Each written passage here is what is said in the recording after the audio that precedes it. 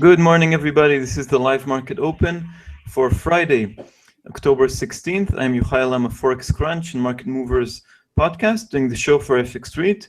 We had a lot of movement in markets, and we'll talk about everything. So we'll cover, as always, the recent developments, charts and levels, and the next 24 hours, in this case, the closing tone for this week and a bit of what's expecting us next week. Yet again, the chat box does not appear under the video, so I would be very glad to receive your questions directly at the chat. So the address is https://tlk.io/fxstreet-forex-live-video, and I will be glad to get your questions. I see a few people already in the chat room. And okay, let's talk about what we've had in the last few 24 hours or so. So the big news yesterday was that inflation figures from the United States came out a bit above expectations. They beat. The most important figure out of the many figures there was that core CPI came out at 1.9% year over year, better than 1.8 that was expected. And that was, of course, a very positive development for the US dollar. It surged across the board. Other figures came out better as well. The headline CPI year over year, the month over month figures, nothing earth-shattering, but just a bit of good news. More good news came from jobless claims, which fell to the lowest level since 1973. Yep, 42 years, and they fell to 255,000. Some suspect that it might have been a bit skewed by the Columbus Day holiday or any other kind of seasonal adjustment. But anyway, it was just contributing to the positive news for the US dollar. We also had manufacturing figures from the New York Fed survey and the Philadelphia one. Both improved but remained in negative ground and did not improve as much as expected. So it was a bit negative, but the overall picture was somewhat better for the US dollar after the terrible retail sales figure on Wednesday, and the US dollar managed to recover. Now, last night we also had the CPI from New Zealand, which came out also better than expected at 0.3 quarter over quarter. That's how it goes in New Zealand. That helped the Kiwi dollar. But let's focus on what we had in other places. Yesterday morning, just before the show, we talked about the ECB, the European Central Bank, striking back, talking a bit more about an urgency for doing more to fight low inflation, deflation. Novotny from the Austrian Central Bank had the biggest impact, and now many analysts are expecting even more similar sentiment. We have an ECB meeting next week. From the Fed, we had mixed messages from Bill Dudley, and Mester, which is usually a big hawk, said she saw higher risks in September, so it was actually that was sort of weakening the US dollar much later on, though. In Australia, there are more expectations for a rate cut because of the changes in regulation, and that keeps also the Australian dollar also as a weaker link among commodity currencies. So before we get to today's events, let's just look at the charts and see exactly what I've been talking about. So euro dollar struggled to rise here above this very critical level of 114.60, almost touch 115. And then came Novotny, and it plunged. And then came US inflation figures, and it went all the way to 113.60. It's still struggling with this line, 113.75. That used to be an important line. Now it's just sort of like a battle line, I would say. But yeah, so we had, not for the first time, a false break on euro dollar, and we saw how the euro was vulnerable to Novotny, and then with the inflation figures from the US, many traders just seized the opportunity to take profits, and it fell. What's next for euro dollar? It depends a lot on inflation figures that we have just after the show at 9 GMT. Okay, so let's just look at that. The live Forex calendar. It's the FX Street calendar on Forex Crunch. So it's final figures for the Eurozone for September, so nothing really huge is expected. It's just a confirmation of the figures we know. 0.1% decline year over year in headline inflation. That's what the ECB is talking about. That's the ECB target. The European Central Bank has a target of 2% or a bit below on headline inflation, and core inflation, which is theoretically less important for the ECB, is expected to be confirmed at 0.9% year over year. We also have trade balance from the Eurozone at the same time. Let's see if it falls, like we had a fall in German trade balance, but it's for August. It's for the month that the troubles in China began. So that's just after the show. Very relevant for euro dollar, all this mix of releases, even though it's not top tier figures, it's not the first inflation release. Okay, let's move on to pound dollar. Here we've also seen this fall on inflation figures yesterday from the US. Okay, so we had a weakening of the British pound, but it recovered also quite quickly, and the British pound showed resilience. Remember, if the Fed is hawkish, if the Fed listens to these inflation numbers and decides to raise rates, if we're looking at a positive picture for the Fed, the next central bank to hike rates is the Bank of England. Okay, so that's why you have a relatively resilient pound, contrary to the euro, which remains depressed. Dollar yen, the yen enjoyed a lot the fall of the dollar after the retail sales, after expectations for rate hike fell, but it fell all the way to 118.10, and then it recovered quite nicely on these inflation figures from the United States. And in general, this pair, dollar yen, has a tendency to very, very much like the 120 level. So we're seeing it sort of float back towards this. A lot depends on what we have today from the United States. We have some important releases. We'll talk about that later on. Dollar CAD, more like the pound, showed some strength. Okay, it defied gravity. I mean, the Canadian dollar, yes, it did fall on. The Canadian dollar did fall on against the US dollar on these inflation numbers from the US on the big event yesterday. But, and then we had poor figures for Canada from the crude oil inventories. Okay, so we had crude oil inventories rising a lot. Let's see the numbers, and that was supposed to be negative for the Canadian dollar, but the price of oil continued higher. Let's just take a look at that. Oh, I don't have that at hand. Let me just get this number on the screen. This week on Thursday, we had at 3 GMT, we had the release of inventories. They came out higher than expected. Inventories are released in the United States, but of course they impact Canada, as Canada is an oil exporting nation. Sorry. So we have the figure, or is it? Yeah, right here. Okay, so we were expecting a bit under 3 million, and inventories rose by 7.5 million. Okay, that's a huge rise in inventories. It means too much oil. It was supposed to hurt the Canadian dollar, but it's important to remember that next week we have a meeting of OPEC and non-OPEC meetings, and maybe they want to try to cut production and raise prices. So that might sort of keep oil prices relatively stable, relatively solid at the moment. And so the Canadian dollar enjoyed some strength. Okay. Yeah. Later today from Canada, let's see if we have any figures from Canada today. Yes, we have. Well, not so important. Manufacturing shipments. This could have an impact on the Canadian dollar, especially this one, manufacturing shipments, which are expected to drop by 1%. Okay.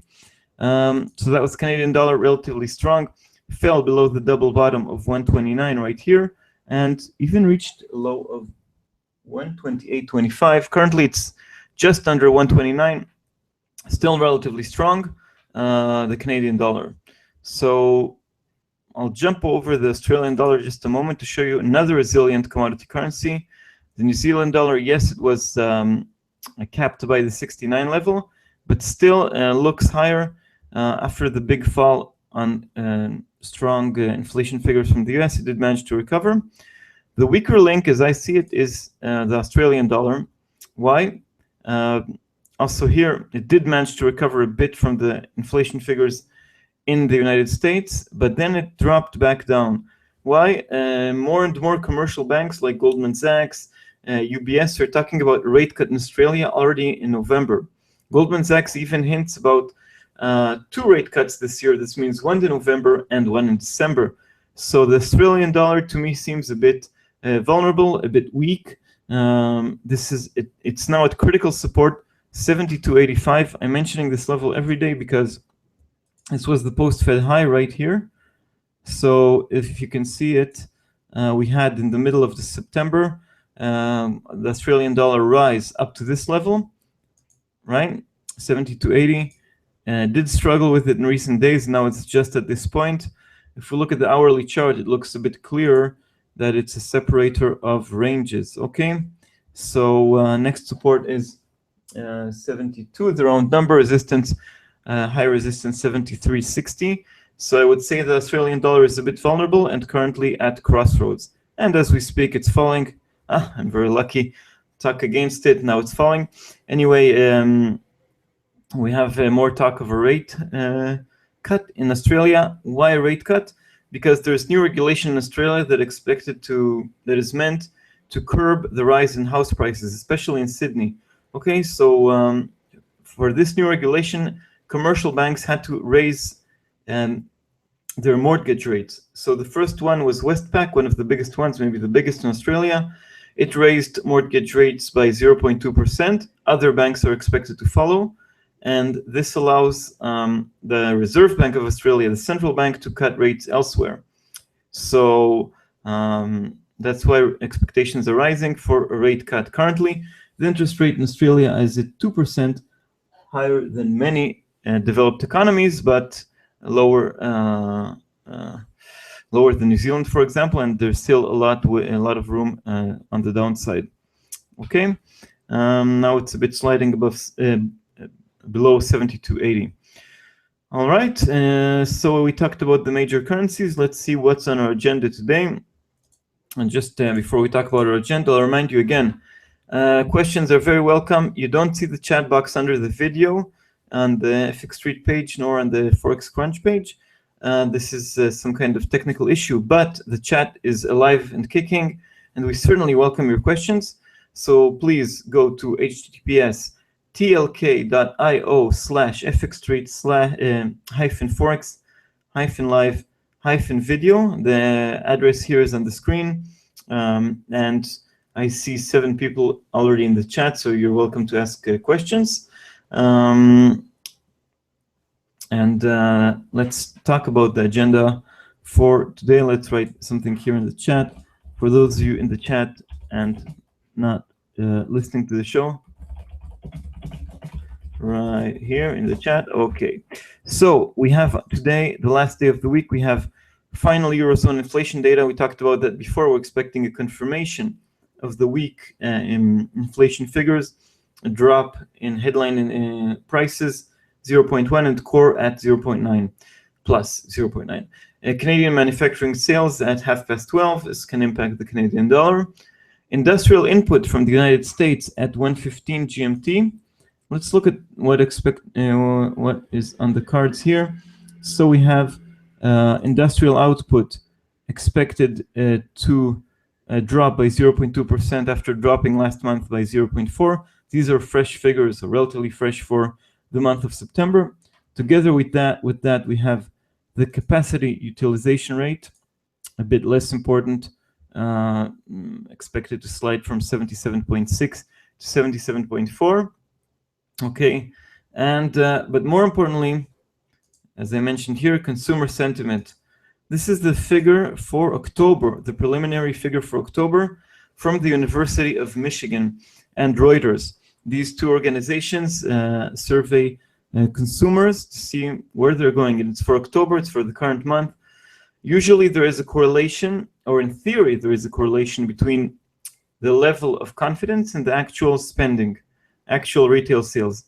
It's not always the case, but it doesn't really matter for us today, because what matters for us today, sorry, is that If we have a good figure, it's going to be dollar positive. If we are going to have a bad figure, it's going to be dollar negative. Even though this figure is not always reflective of what's really going on in the economy. But in the past few months, we had it slide from the highs. So let's zoom in here. We had it rise almost to 100. Now it's a bit lower. Earlier in the year, it was at lower levels. In any case, we're expecting today a rise from 87.2 to 89 points. This is the preliminary figure. We'll have a revision later on, but the preliminary figure has much more impact than the final figure. Okay, so this is the big event for me today. Later on we also have also at the same time. No, not at the same time. At 3 GMT, we have the JOLTS job openings for August. Now, according to the revised data for August, according to the non-farm payrolls revised data, we had only 136 jobs gained in the United States, which was very poor. The original number was 173, and with the terrible jobs report for September, we also had a downwards revision for August.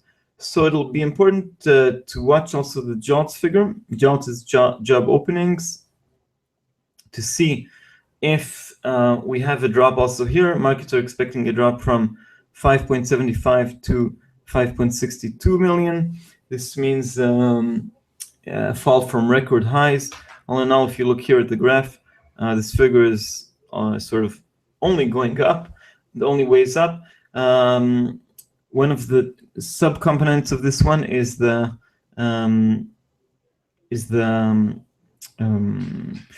level of quits. Okay, quits, when somebody quits his job and opts for another job, it means that the situation in he's confident enough to start something new, something less secure, and usually for a higher salary. So if the number of quits goes up, it's a sign of confidence. If the number of quits goes down, it's a sign that people are sticking to their jobs and afraid to lose them. Okay, so it's also a bit important, might be overshadowed by consumer confidence. And then later on we have net long-term TAC flows. Well, it's a bit late and I don't think it'll have an impact. Good morning, Jax. Jack asks, really a survey carries that much weight to move markets? The answer is yes. There are a few things here. First of all, it's a fresh report for October, and the market likes fresh data, usually more than sort of forward-looking data about consumer sentiment that implies what consumers will spend, even if it's not correct, more than, for instance, hard GDP data that has undergone serious checks. Okay. Secondly, it's traditionally just this figure has an impact, yes, even though it's not really correlated with actual consumer spending. And the third thing, it's Friday. Markets are a bit more sensitive. Friday, at the end of the European session, just 1 hour before the London fix, some traders are scrambling to close positions before the weekend. Nobody knows what happens in the weekend. This weekend, we're not expecting anything huge, but things can happen in 48 hours with markets closed. So it's sort of the closing note of the week. Well, same thing like as in music concerts, if you wish. The first song and the last song are always the most important ones, because those are the ones that you'll remember. The first song sets the tone for the rest of the concert, and the last song, you go home with it. Okay, so I think also, I don't know if it's the best example, but the beginning and the end are the most important ones. So if we had mixed data this week. Okay, we had retail sales in the United States. They were terrible. They set the tone of everything is going wrong. Markets are falling. The Fed is never going to raise rates. The US economy is doomed. The global economy is doomed. It's everything's wrong. Okay. Then we had inflation figures that said, oh, okay, maybe the US consumer is buying a bit more. Maybe the US economy is doing well. Maybe the Fed is actually going to hike in December. So markets may be a bit mixed. We saw this roller coaster here, and we're now expecting to see if we have what sort of the final tune for the week. Another question from MRC. London fix, when is it exactly? 3 GMT. At 3 GMT or 4 in London or 5 here in the old continent, we have a rate that is then used for many other instruments. That's why some people, well, we heard about scandals of trying to rig this rate in order to have more favorable conditions. For instance, if you do some kind of financial transaction and you set the date to be Friday, October 16th, you use this fixed date. So we always have some last minute scrambling. It's not the end of the month, not the end of the quarter, but still the end of the week, and it does have an impact. Okay, thank you very much for the questions. More questions are always welcome. Let's focus back on the charts because we have some movements here. We have euro dollar sliding 113.55, extending its losses below the levels we've seen yesterday, below the levels seen after the week retail sales. It's not only the euro, I think. Let's see, pound just a bit, losing ground against the US dollar. Yen not moving too much. Canadian dollar also losing some ground against the US dollar, getting closer to 129. And the Aussie dollar, well, it began falling beforehand. Okay, the euro seems a bit vulnerable. Let's see what we have from inflation data in the eurozone quite soon at 11 here. Sorry, it's 9 GMT. Okay, so these are the big events for today and what's going on in charts. Let's take a sneak peek of next week. Of course, each day we dive more into detail about the events of the same day, but as we said, it's the end of the week, and let's look at what's awaiting us next week. So no whole holiday this week. On the contrary, we have big important data and at the very beginning. I think it's at 2 a.m. GMT, just more or less after Tokyo opens. We have Chinese GDP and industrial output. Now, Chinese GDP should always be taken with a grain of salt because it's a huge country. Many doubt the ways that the Chinese are collecting their data, and it's released just, in this case, less than 3 weeks after the quarter ended. As we know from other developed economies, it takes more time, and then the data is revised. In China, there's one final released less than 3 weeks after the quarter ends. But in any case, it'll have a huge impact. We'll see how much GDP falls below the 7% target that the Chinese government has. And we have also industrial output, also important in China. On Monday, we have Jeffrey Lacker talking from the Fed. He voted for a rate hike in September, but is not sure how he's going to vote in October. October meeting is on October 28th. Nobody's expecting a hike, but it'll be interesting to hear him. On Tuesday, we have housing data from the United States, building permits, housing starts. Let's see how this sector is doing. And we have Bill Dudley talking. Yesterday, the president of the New York Fed talked about that there is a balance between acting too soon and acting too late regarding rate hikes. He said he still wants to raise rates in 2015, but like Stanley Fischer, it's an expectation, not a commitment. We'll have to hear from him again on Tuesday after you'll sleep on it on the weekend, I guess. Let's see if he releases some interesting statement. Wednesday, we have, for those who are trading the Canadian dollar, we have rate decision in Canada. No changes expected, but the statement, the quarterly report that is released this time should have a lot of impact on the Canadian dollar. On Thursday, we have UK retail sales for the pound and the big event of the week, the ECB rate decision.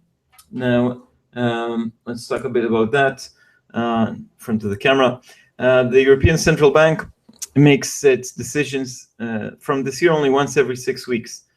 Like the Fed, exactly like the Fed, it's more or less 2 weeks before the Fed. This time it's 1 week.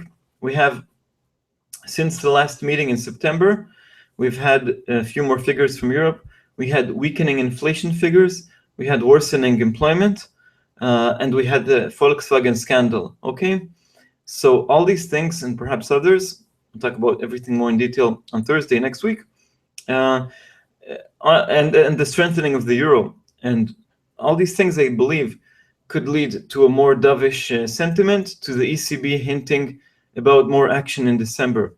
Now, there are two different types of action. One is extending QE. Extending QE meaning we will continue buying beyond September 2016. And they might announce it in December. And that's important because it means that money printing is going to go on for longer, perhaps until mid-2017, perhaps until infinity, like QE3 in the United States. They might go on and on forever, okay, until they decide otherwise. But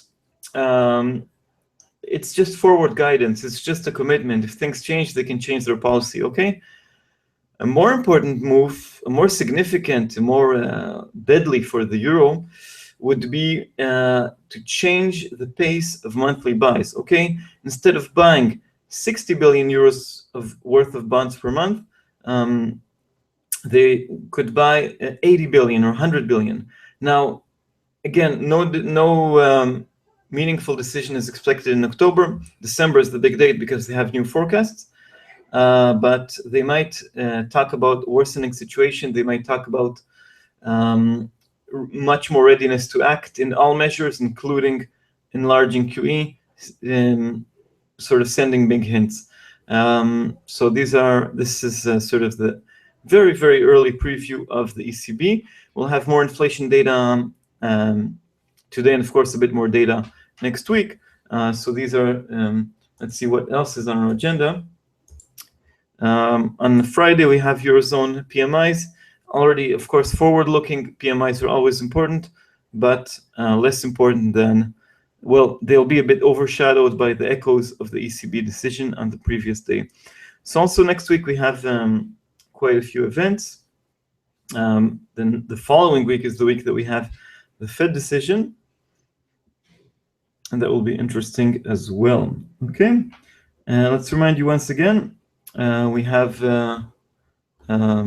an issue with the chat. It doesn't appear under the video. So if you're watching the video and want to ask questions, please go to https://fxstreet-forex-live-video. Okay, this is the address here on the screen, and we had already a few questions, and I'll be glad to answer more questions. Okay, we have more time. What else can we talk about? We'll talk about more currency pairs. Okay, in the meantime, as we wait more questions, so let's talk dollar Swiss. Okay, now the dollar is rising, so the pair is rising, but we've seen dollar Swiss falling a lot. That's mostly related to the fall of the US dollar across the board and retail sales on Wednesday, but also the Swiss franc has begun strengthening. So we reached a low of just under around 94.85, under 95, but we're now seeing a bounce back. It might have been a false break. So we're seeing a downtrend. The previous level of support has been 95.25. So these are the levels I'm watching. On the downside, there is only support far, far below. Let's put a line here. That's 92.50. Resistance, significant resistance, 98.40. Sorry.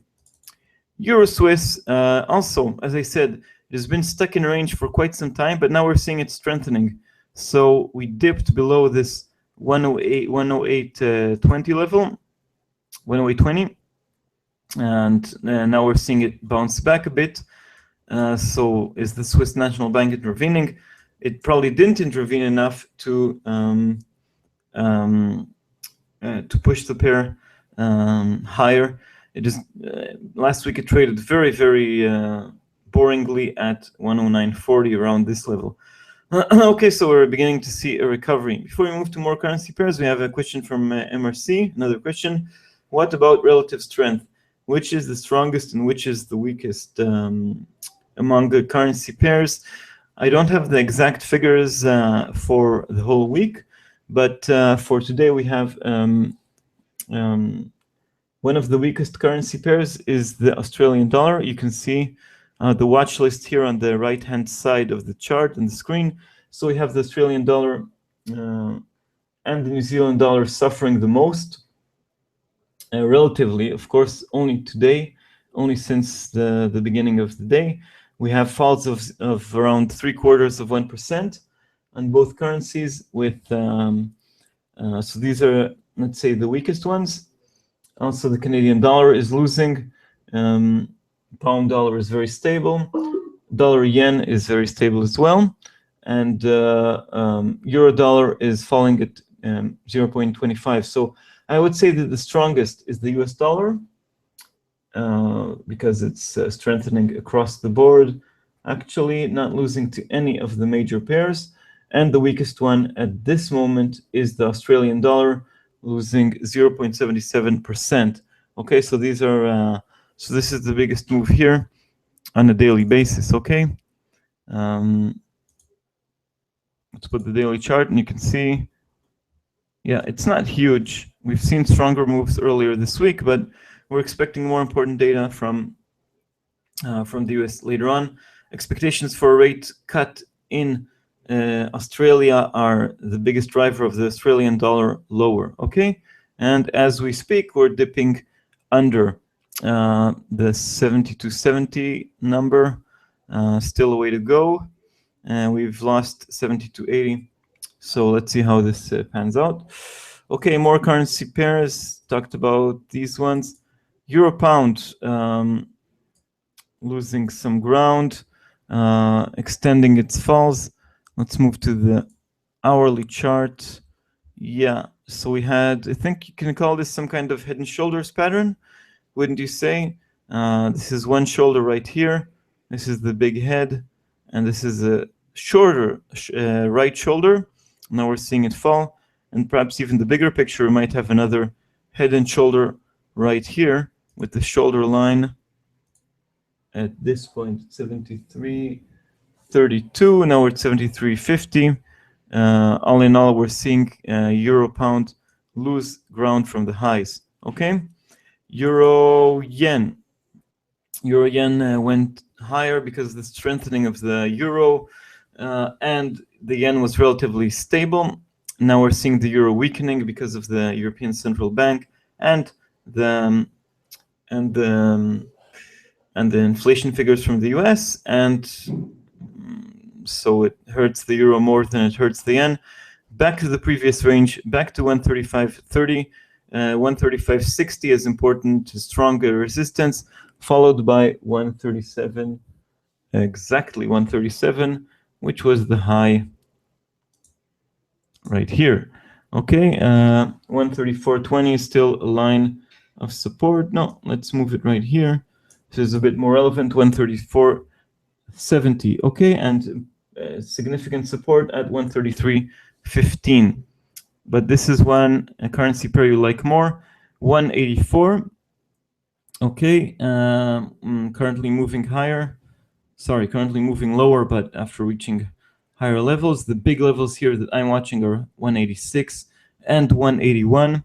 We're seeing quite a lot of movement here. Earlier today, I published on my website in Forex Crunch a recommendation by Deutsche Bank, if I'm not mistaken, a sell recommendation for pound yen in the medium term. It means it will take time. So they foresee a drop of around 50% in pound yen all the way to 100.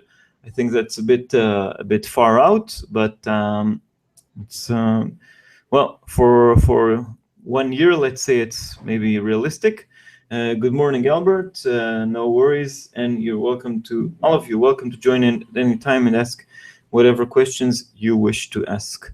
Okay, so that's pound yen, and we had questions about the price of gold. Gold has gone up and didn't manage to break above 1,200. The 1,200 level is still intact. We had a high of, we're seeing a fall today of 0.5%, but after a few long days of Let's see it right here. We had 1, 2, 3, 4 consecutive days of rises and then some kind of consolidation. So we reached 1,191 and 1,200 is still a level I'm watching. Support at 1,170, which was also support right here in May. Okay. If we have good figures from the United States, it's bad for gold. The other way around. Question from ERC. Good morning. Hi, Yohay. How does one calculate the percentage change in the currency pair? Well, it's just the open level against the closing level. Specifically, I don't calculate it directly. I just have this watch list here. So I hope you can see it here on the right-hand side of the screen. I have euro dollar last figure and the change in pips and the change in percentage points. Okay. On every charting system, you have changes. Usually it's low, high, open, close, but sometimes you have percentage changes. If you have another tools, you can slice and dice it by weekly changes. Also, FX Street has excellent charts, but I'm not sure if they have this figure. Let's see if we can just go to FX Street and see it's moving a bit. Anyway, so in this charting system I'm using, we have the percentage points right here. Okay. You have any more questions? Let's talk about, we had yesterday a question about the pound against the Aussie, right? So we're seeing here a double bottom at 208.30, and we're seeing a continued rise from here. Let's look at the hourly chart. Can't remember who asked the question, but yeah, but I remember there was a question about the falling knife in pound Aussie. So it's no longer a falling knife. It has stabilized. It has gone up. In the longer term, I see a chance for the pair going higher. This cross has potential to rise because of the trends in the different economies. In the UK, the trend is to the upside, and in Australia, the trend is to the downside. So the longer term, there's more room for rises, but of course, Forex trading is never a one-way street. All right.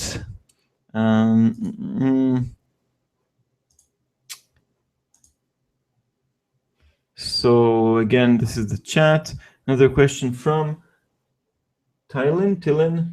Hi. We just wanted to say I appreciate your daily analysis. Well, thank you very much. I'm really glad to hear that. You're welcome to ask questions and spread the good word, of course. And I'm very glad for this. Anybody with more questions? Yes, question from Pan. Yes, got some nice pips yesterday, but got out too soon. So it was you, Pan, that talked about pound against the Aussie yesterday. So it's a pair that provides lots of opportunities because there are different trends here, of course. The pound is a normal currency. The Aussie is a commodity currency. Okay, let's look and see. During the show, we had this trend of strengthening US dollar, but it didn't go too far. At least with euro dollar, we're at 113.58. Pan also says that's my problem right now, staying in this choppy atmosphere climax. Yeah, it's a bit too choppy. That's why it's always important to look at the bigger picture, the bigger trends, and stay for longer and use a bit less leverage because we're in volatile times. It wasn't always this way.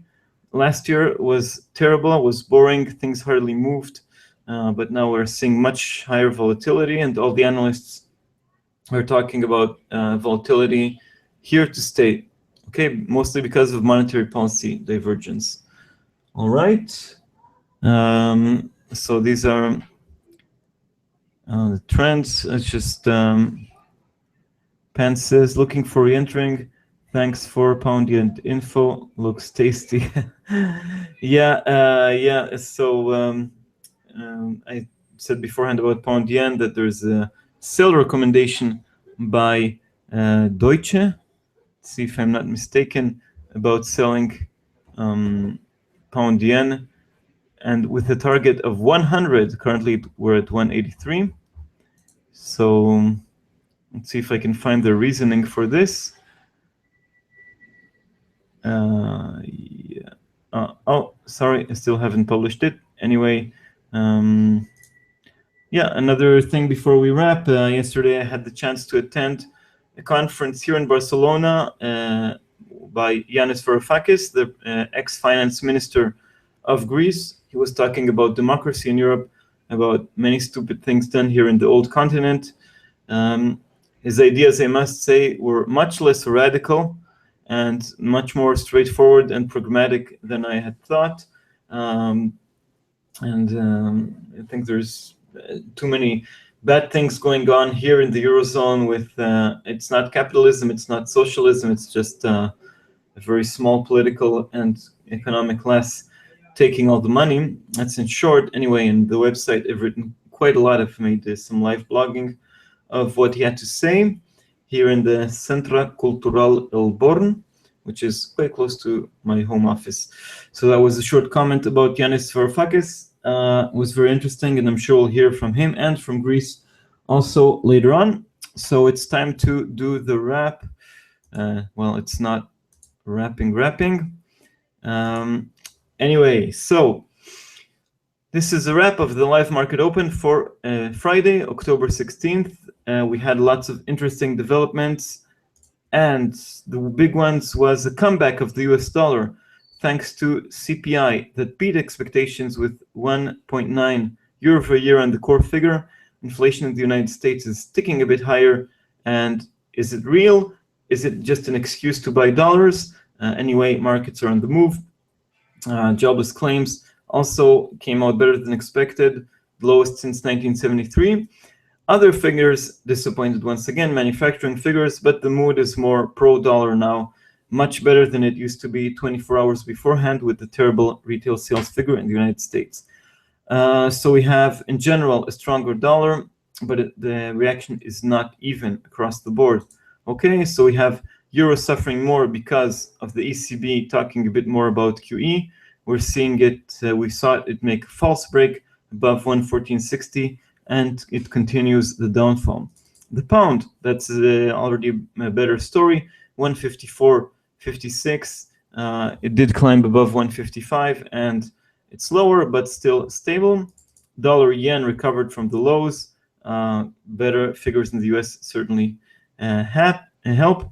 119.12. I suspect that if figures are okay in the United States, we'll have dollar yen creeping back up to 120, the level it really, really loves. Canadian dollar has shown a lot of strength because despite rising oil inventories, it's still under 129, which I see as an important level. It used to be double bottom right here. Let's see the figures today. Australian dollar is one of the weaker currencies thanks to, or because of because of rising expectations for a rate cut in Australia, even 2 rate cuts in November and in December. Okay, so we have these, the Australian dollar still on high ground, still battling with this important 72.80 level, but I see it as a more vulnerable one. We have Chinese GDP very early on Monday morning. And New Zealand dollar currently falling to around 68 level, just dipped below that.